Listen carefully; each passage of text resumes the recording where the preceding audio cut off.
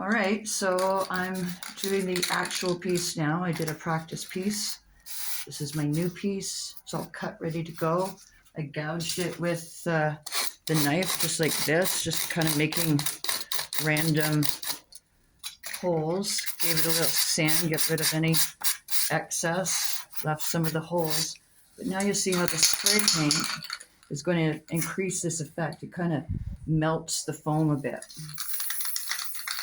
So I'm just going to